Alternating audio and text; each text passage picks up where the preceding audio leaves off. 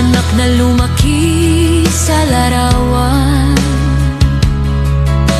asawang sanay ng mag-isang lumalaban. Sa video call, ngiti ang ipinapakita, pero sa gabi, lungkot ang kausap ko palagi. Hindi madali ang maging matatag kapag ang kalaban